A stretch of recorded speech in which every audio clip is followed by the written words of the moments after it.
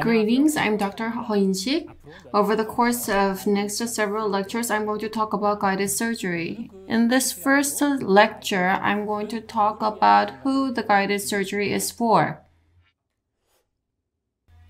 This is Bill Clinton, President of the United States between 1993 to 2001. While he was preparing for the presidential election, in order to attack his competitor, Bush, he prepared many different topics. He had a lot to say. But one of his counsel,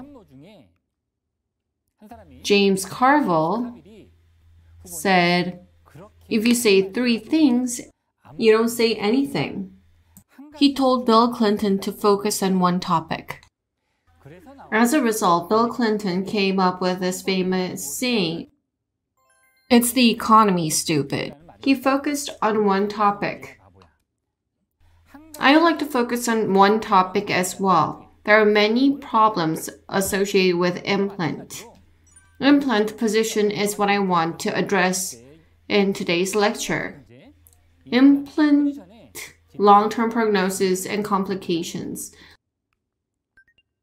Long-term prognosis and complications of dental implant. There are many topics, and today I'd like to talk about problems related to position, and I believe the number of issues related to this is significant. I'm going to talk about long-term prognosis, various complications of dental implant,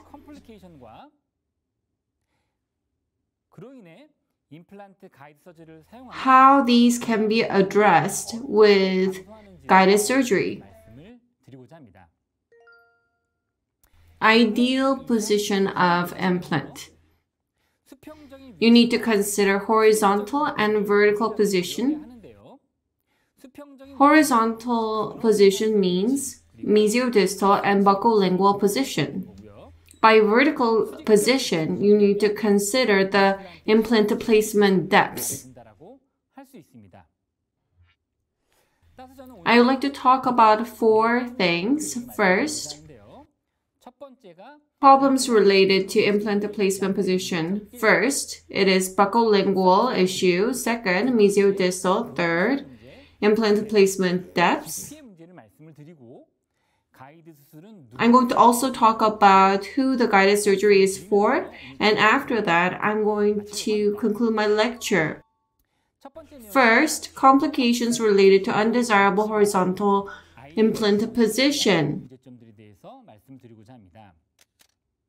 Number 16 doesn't look good. Porcelain chipping occurred. More problematic is in number 16 around the palatal root, a lot of alveolar bone destruction occurred. Extraction was done and implant needed to be placed. However, there is very little palatal bone and this can lead to many problems. After extraction, 3 months passed, as shown. On the palatal side, bone healing is insufficient. When I placed the implant, the placement position was slightly angulated buccally because it was where the residual bone was. After 3 months, custom abutment was provided and crown was completed.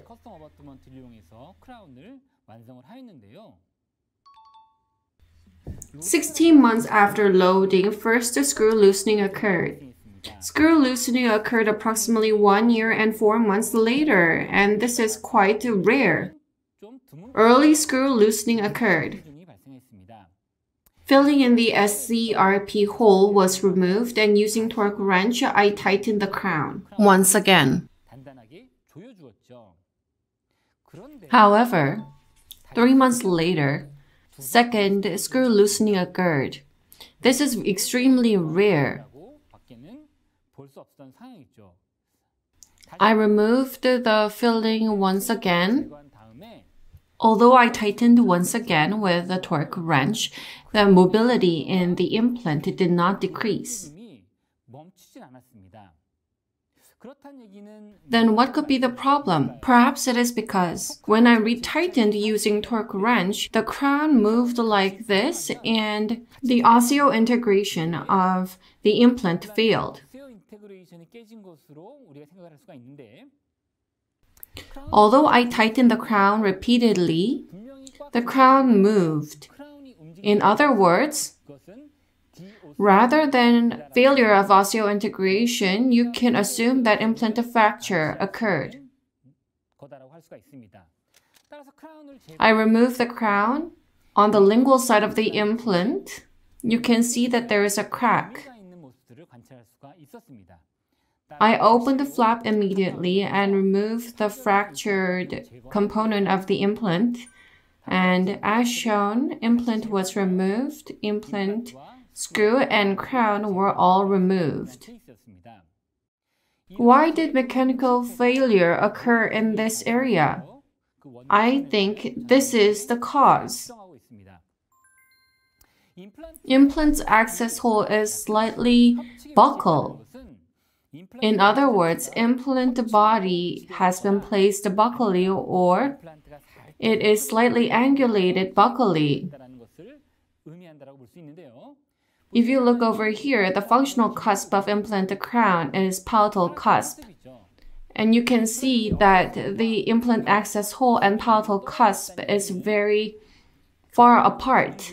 And if occlusal force is applied to the functional cusp, severe cantilever force can be applied to the implant. In order to avoid such problem, the access hole of implant should be in the middle. That would be most ideal.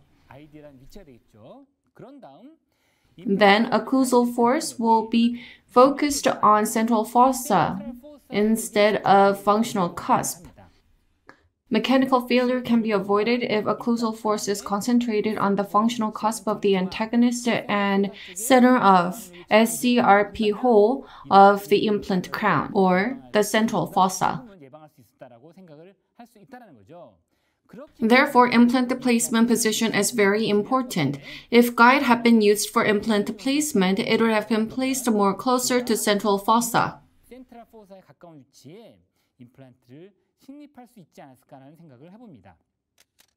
This is a second case. The patient received implant placement from a different dental clinic. The patient complained of severe discomfort on both sides. The implant in the upper right, there was severe peri-implantitis, and implant in the upper left, as shown, the implant position was extremely lingual. The placement position and crown was very lingually inclined. Because of this, food impaction occurred very severely around the crown.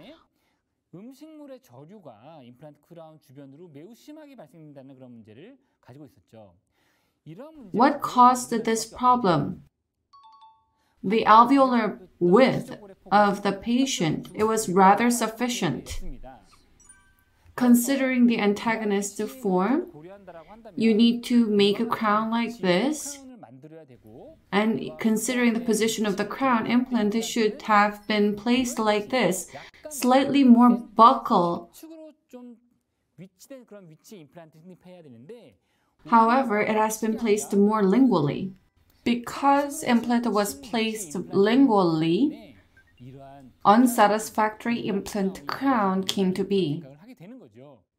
This is a different implant crown case. In number 17, the crown is slightly palatally positioned. Cervical area of the implant crown is lingually inclined. This is the same for these types of crown. After surgery, a lot of food impaction can occur. This is natural teeth before extraction, and when you compare it with the implant crown, it's rather different. On panoramic image, mesiodistal position is okay. However, the problem is with buccolingual position.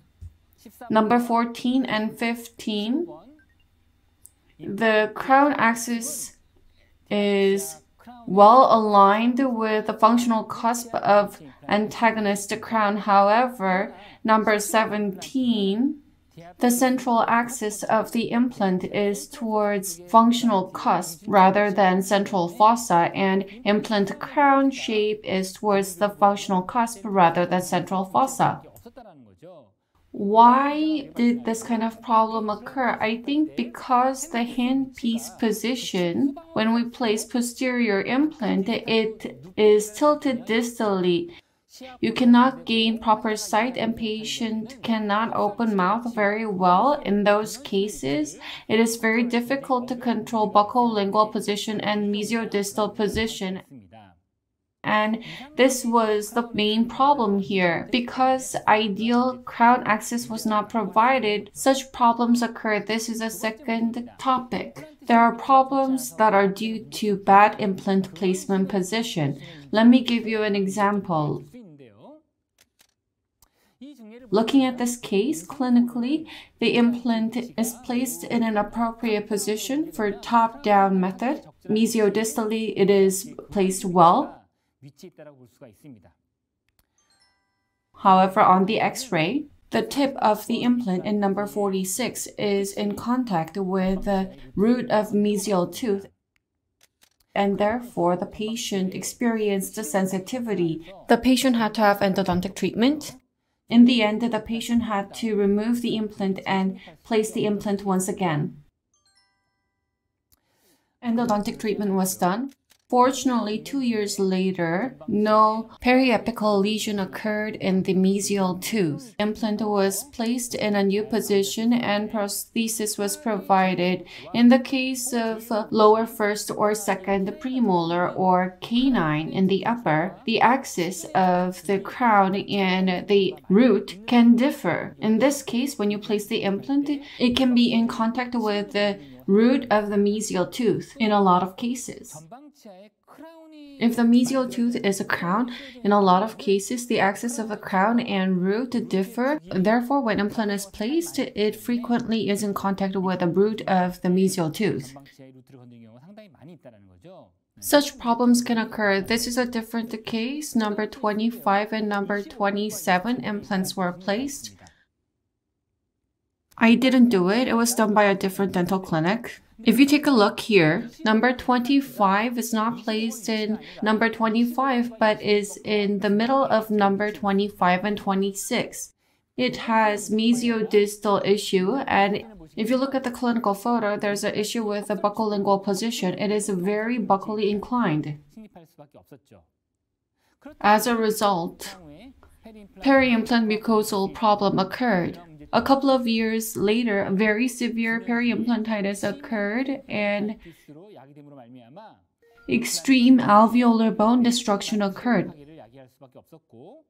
The patient suffered for a long time and implant had to be removed. If the implant is positioned mesiodistally or buccolingually wrong, these problems can occur. And I believe these implant-related issues resulted due to iatrogenic factor. Third, there can be many issues associated with malpositioned implants. However, I would like to talk about issues related to vertically malpositioned implants. This is in regards to implant placement depths. This is directly related to biological width of peri-implant tissue. When we place implant, if we do not consider the peri-implant mucosa and only place the implant following the alveolar bone crestal level, if the mucosa thickness is thick, it's okay. However, if it is thin, in order to gain biological width, the alveolar bone starts to melt away, and if the patient does not maintain oral hygiene meticulously, marginal bone loss could lead to peri-implantitis, and there can be serious problems related to implant. When we place implant, we need to also consider the peri-implant mucosa's thickness as well as alveolar bone.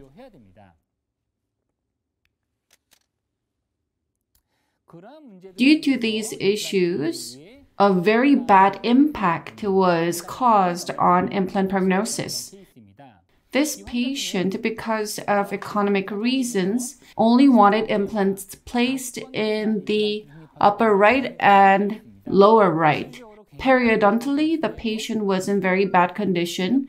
If you look at number 16 and 17, horizontally there is enough bone. However, vertically, due to pneumatization of sinus, vertical bone width was lacking. Sinus lift was necessary for implant placement. In the case of lower, vertical bone height and horizontal bone width was sufficient.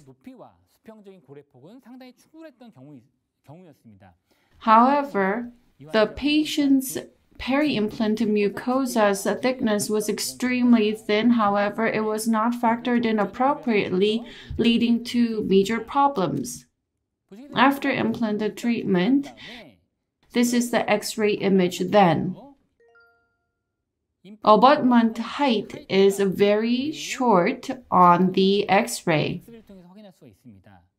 In other words, the thickness of peri-implant mucosa is insufficient to provide biological width. Even if the patient maintains oral hygiene meticulously, problems can occur, albeit belatedly. However, if the patient does not maintain oral hygiene properly, peri-implantitis can occur with high possibility. A couple of years later, the patient came in. Around the implants in upper right and lower right, severe peri-implantitis existed, and due to that, in number 47, the implant had to be removed. If implants were placed using guide, and if peri-implant mucosa thickness was considered and placed deep, these issues would have occurred much later, in my opinion. I would like to summarize who the guided implant surgery is for by sharing with you a couple of cases. This patient was over 90 years old. In the upper posterior, multiple teeth are missing and implant placement was necessary. Guided surgery was chosen for implant placement. If you look over here, it has been some time since extraction was done and mucosa is quite thin. Guide was placed and tissue punch was used to remove the soft tissue covering the alveolar bone. As shown, peri-implant mucosa, it is very thin. If you just open flap and place the implant, after surgery, healing will take significantly longer, and the patient will experience a severe discomfort, and implant placement depths will not be sufficient. As was with the cases I've shown you, marginal bone loss can occur. However, if you use guide, you can place the implant with sufficient vertical depths. I was able to avoid those issues. I was able to place the implant in the desired position and the desired depths, and healing abutment was connected. The patient healed very quickly because I did not open flap and did suturing, and there was no tissue gap. This is a true advantage in that healing was significantly faster.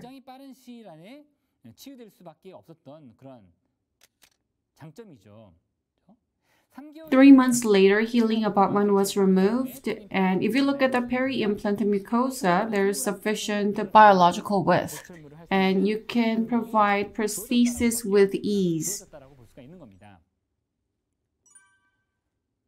This is at the time of tissue punch during surgery. 3 months later, you can see that there is a sufficient amount of peri-implant mucosa. This is the same on the other side. At the time of surgery, the soft tissue thickness was very thin. However, after 3 months, you can see that there's a sufficient peri-implant mucosa height. Scan body was used for scanning, customizing abutment and crown was fabricated at the same time, and this is how treatment was completed.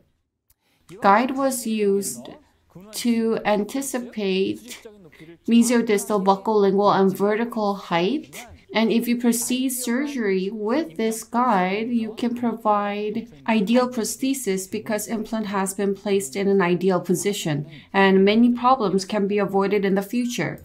This is a second case. The patient was receiving orthodontic treatment. Congenital missing area is here, and implant needed to be placed. In number 15, implant placement was planned. Implant studio was used to determine the position of the implant. If you look at number 15, one cast was used for simultaneous sinus lift. If you look at the adjacent teeth, the canine, the root, and the crown is slightly tilted. If you place implant wrong, it is very easy to be in contact with the root of the adjacent teeth. The alveolar bone, height of mesial and distal area was different, and in that case, it can be very difficult to manage the placement depth.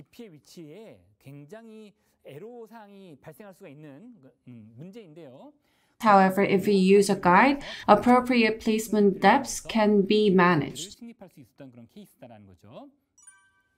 Guide was designed, guide was placed, a tissue punch was used to remove soft tissue, and implant was placed in the desired position. If you take a look over here, more so than the mesial side, implant has been placed deeper on the distal side. Healing abutment was connected. Surgery was complete. On the panoramic image, implant has been placed in the ideal position. The three implants are all placed in ideal position. You can see that the implant is not touching the root of the canine.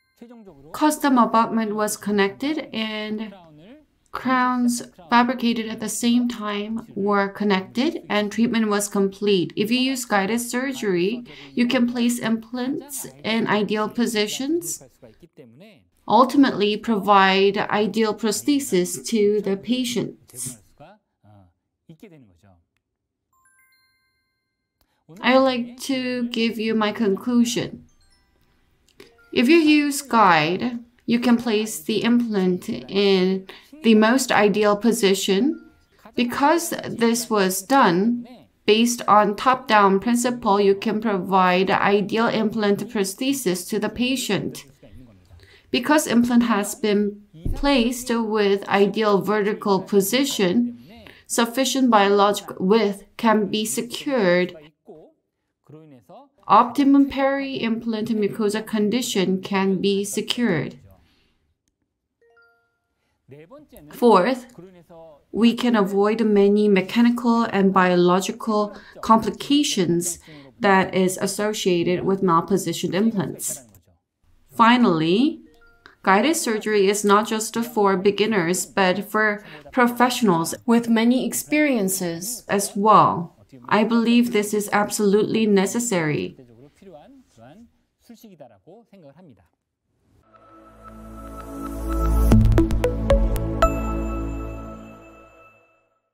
This is the end of my presentation. Now we will have Q&A session to address your questions. First question, is guide for all implant indications? I want to use it for every case, however, that's not possible in some instances. There are some cases where guide is not used. If the alveolar bone thickness is very thin, if you use guide, you can get worse results. The reason is even if you use guide, there is a little bit of a gap within the guide. If the bone thickness is thin, the drill can slip and it can obstruct with implant placement. In this case, it is better to open flap, do ridge splitting or GBR to create bone. Once this is done, you can use guide to place the implant and get good results. Second question, what does guided surgery mean for beginner and for professional? For beginner, this is very important because beginners can easily make a positioning error. Guides help overcome this significantly, and therefore, guide for beginner is a must-have. So what meaning does it have for a professional? Because implant surgery can be done more easily, in the case of seasoned professionals, they can focus more on other procedures such as bone graft or soft tissue management. You can shift the focus to other areas as well. Even if you're an expert, it is difficult to place implant with ideal depths considering the peri-implant mucosa and the biological width repeatedly. You can get the correct vertical depths and the ideal position, and therefore it holds a significant meaning to professionals as well. In the beginning, I talked about how I'm going to address guide surgery. Today's lecture was an introduction to guided surgery, and next time I'm going to show you how Implant Studio is used to design guide. Stay tuned. Thank you for watching.